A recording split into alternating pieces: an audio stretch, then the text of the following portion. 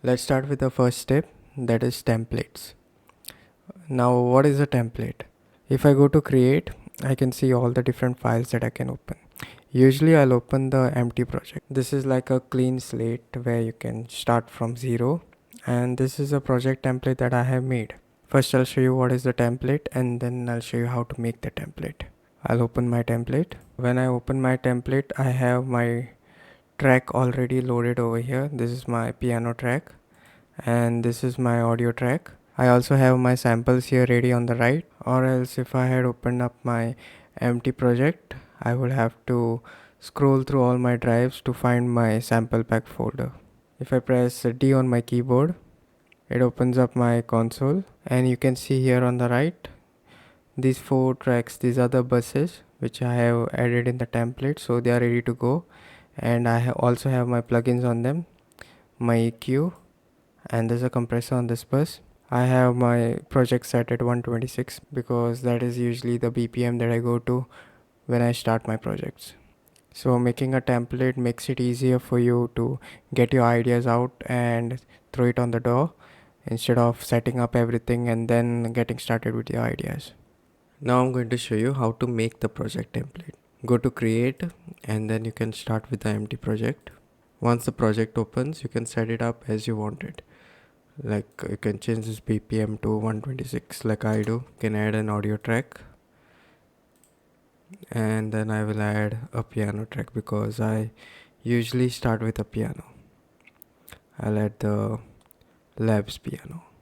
I'll even open up the plugin and load the piano. Then I'll press D on my keyboard, and on the master I will add a compressor. I'll right click on the MIDI track, that is the piano track, and I'll open the piano roll view. I'll hit Shift plus D to full screen. Now I have my piano roll ready. On the right, I will go to my folders and I will track back to where my sample packs are. You will see your drives over here, and then you can go to the folder where you have saved your sample packs.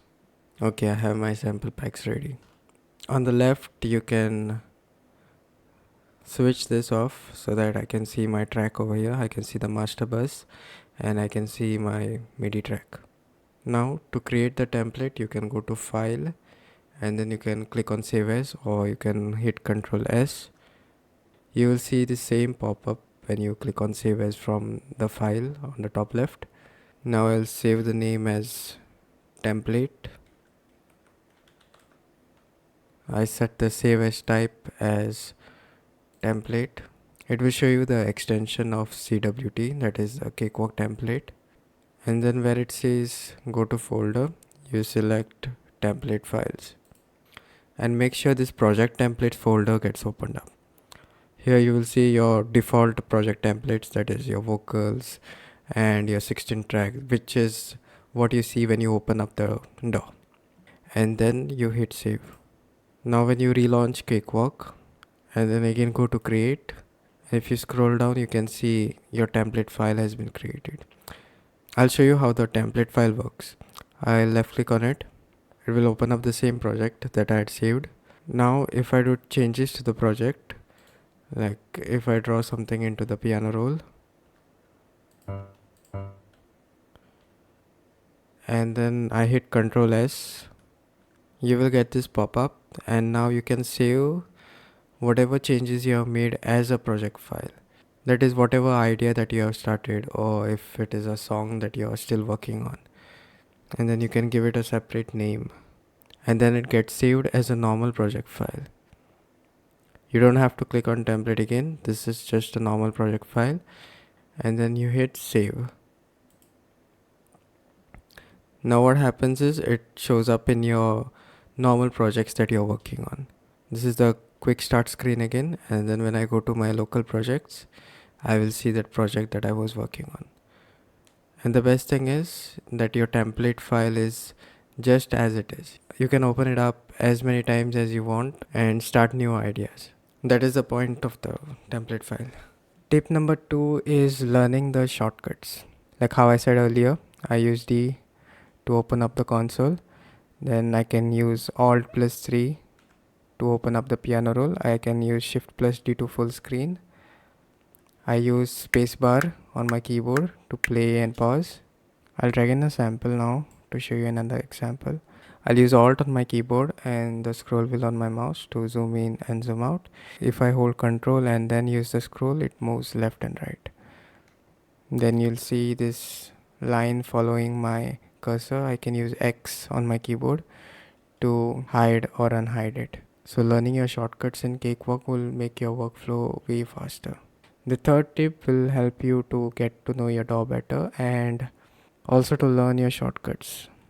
And that is the help module. You'll see it at the bottom right of your screen. Like if I hover over things, it tells me what it is and what is the shortcut to it. Like how I told you before, spacebar to play or pause. And it will also help you understand what each of the button on the DAW does. Tip number 3 is not installing a lot of plugins. Like I'll show you these plugins.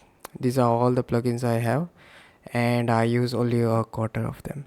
These are the same plugins that I downloaded when I started using Cakewalk, and I still have them and I have not used 3/4 of them. So my tip would be that you don't need a lot of plugins when you first start out, because Cakewalk comes with pre-installed plugins. Like I can show you. If I go to this track and then I hit on this arrow over here next to Pro Channel, I can see a lot of VST plugins over here. Like this, if I click on this double arrow over here, it opens up the EQ. You can start out with this EQ, then once you progress here, you can download third-party VST plugins. They have a compressor.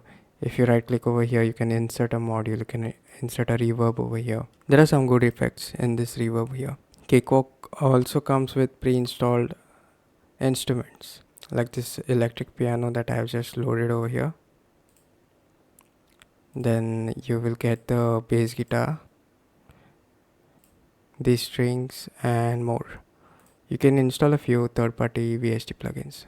I would say you get Vital first, and you can get Labs, but it will usually depend on what kind of music you make. For the effects plugins, you can get Gradient 2, Valhalla Supermassive for the reverb. Gradient 2 is for your pitch bending or your auto tune. Then TDR Nova is your EQ, and you can get Simple Side to do your side chaining. You can also get OTT. OTT is a really good compressor. And that is it for the 4 tips when you start out with Cakewalk. Don't get intimidated by the first looks of the DAW. There's a lot of things on the screen. Just get to know the important buttons that you need to know first. Like your obvious play pause button, your mute, your solo. Learn these first. And most importantly, have fun. If the interface is too intimidating to you, you can hide certain things, like you can press I, you can press B on your keyboard, then you can press C to hide the whole control bar at the top, and it makes everything clean. Cakewalk is really customizable. You can just hold this bar and then move it at the bottom. You can right click on it and decide where you want to dock it. You can leave it floating in the air. Also, if you have reached this far into the video, I would like to show you another thing. You can press P on your keyboard and then go to colors, and you can select your UI color scheme. My favorites are this light. It is too bright, but it looks cool. And then you can go to Cosmic. Cosmic is another favorite one of mine. So for a change from the dark layout, you can choose one of these themes to make music making fun. Okay, bye.